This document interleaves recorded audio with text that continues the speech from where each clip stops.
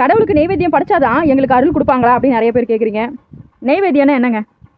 கடவுளுக்கு நாம் நம்ம கையால் ஒரு பூஜை அறையிலையோ இல்லை கோவில்லையோ நெய்வேத்தியம் படைக்கிறது தான். சரிங்களா? சில பேருக்கு வசதி இருக்கலாம், சில பேருக்கு வசதி இல்லாமல் இருக்கலாம், டெய்லியும் சாமிக்கு படைக்க முடியாமல் இருக்கலாம். அது அவங்களோட வசதியை பொறுத்து. வசதியே இல்லைப்பா, என்கிட்ட ஒன்றுமே இல்லைப்பா, நான் ஆக்கின சாப்பாடு தான் இருக்குது அப்படின்னா கண்டிப்பாக அந்த நீங்கள் ஆக்கின சாப்பாடை சாமிக்கு ஏற்றுக்கும். சாமிக்கு இப்படி தான் பண்ணணும், இவ்வளோ தான் பண்ணணும் அப்படிலாம் இல்லை, கிடையாதுங்க.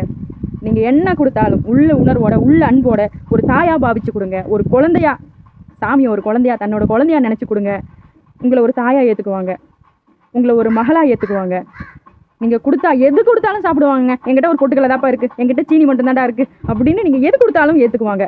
இது நான் கண்ட உண்மை. அதாவது சாமிக்குன்னு நீங்கள் தனியாக தான் படைக்கணும்லாம் கிடையாது. ஒரு பழம் கிடச்சா வைங்க, உங்களால் முடிஞ்சால் நீங்கள் சாப்பாடு எடுத்திங்கன்னா அதில் ஒரு கைப்பிடி எடுத்து வைங்க. அதோடு சேர்த்து ஒரு சின்ன கிணத்துல தண்ணியை வைங்க. அதுதாங்க பெரிய நெய்வேத்தியம். உள்ளுணர்வோடு நீங்கள் எது